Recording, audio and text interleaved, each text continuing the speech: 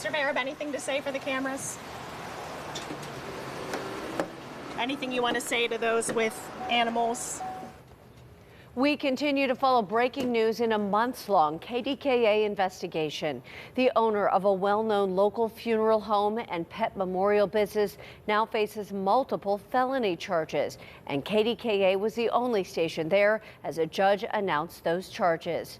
Many people opt for funeral services for their pet, including cremation, a memorial paw print, or other ways to remember them.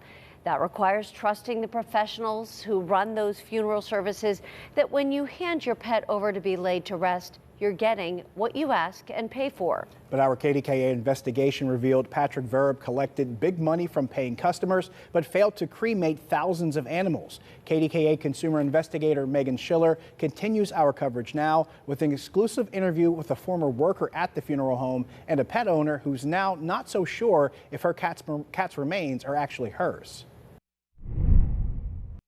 This kind of stuff. When Tiffany Mansoretti's decided to become a funeral director, she wanted to help guide people through their grief. And in February of 2024, after she graduated from the Pittsburgh Institute of Mortuary Science, she got an internship at Verab Funeral Home, run by licensed funeral director Patrick Verab. I had to do a funeral arrangement, which I am also not supposed to do without a licensed funeral director. In addition to helping arrange funerals for people's human loved ones, she says Verab told her she would help out in his pet funeral and cremation business, Eternity Pet Memorial. And he would tell us that we were to take care of these animals and do the arrangements for the, not funerals, but the cremation services for the animals, as if we were talking to someone about a family member, because it's their loved one.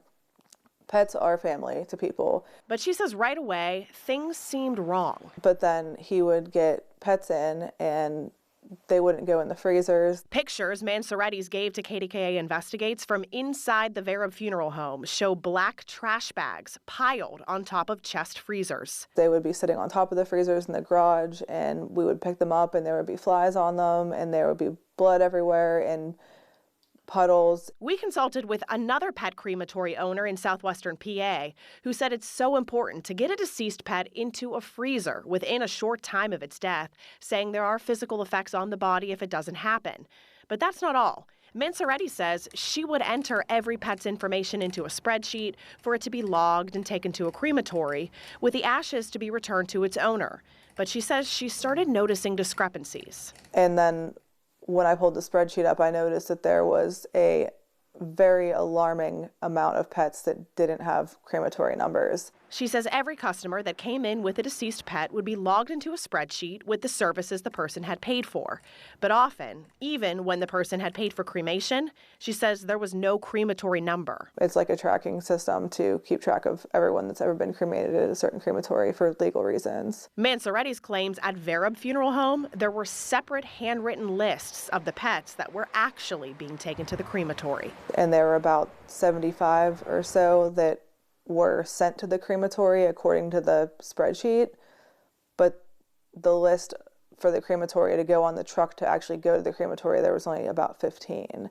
She provided KDKA Investigates with copies of those spreadsheets, along with photos of the lists of pets she says were taken to the crematory. She says the only pets on handwritten lists with tag numbers were the larger ones, weighing over 55 pounds. And since the crematory charges per pet, he would take the ones that were supposed to be getting buried and would take the larger pets to the crematory, pay one fee for one pet to get burned that was bigger, and then divide it up into a bunch of smaller bags. She says she found corresponding invoices from the crematory, noting services only for the larger animals, but says the crematory charges per pet. And that just further confirmed it that there was something very bad going on. Mansoretti's believes the ashes Verab was giving back to many pet owners were not actually their pet. He would take the ashes back from the crematory and they come back in a big bag with plastic bags with twist ties on them that have the metal tag twisted onto them,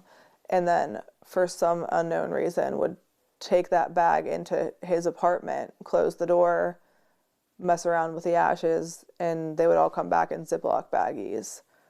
with no tags. The other local crematory owner we talked to confirmed that an animal's ashes are always associated with an ID number and showed us the number tracking system they use for each pet.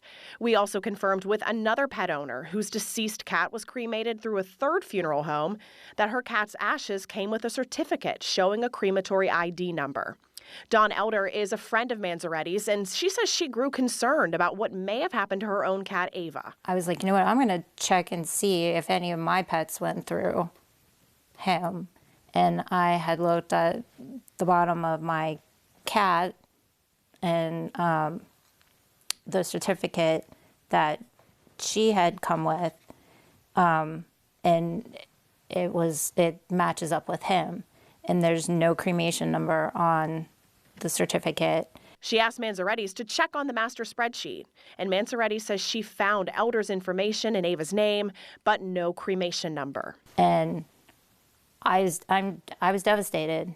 Elder says she checked inside the photo urn and found ashes in a Ziploc bag, but no crematory tag. So I don't know who or what remains I have, and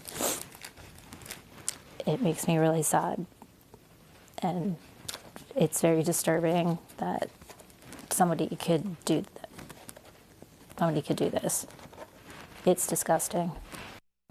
More than $500,000 in services that never happened. Another shocking detail from the AG's office today. Verib also accepted money to bury pets in a pet cemetery. But instead, investigators learned he actually disposed of nearly 500 of these animals in a landfill. And in addition to the bodies of the pets he should have cremated, which amounts to thousands. Wow, this is unbelievable and so sad.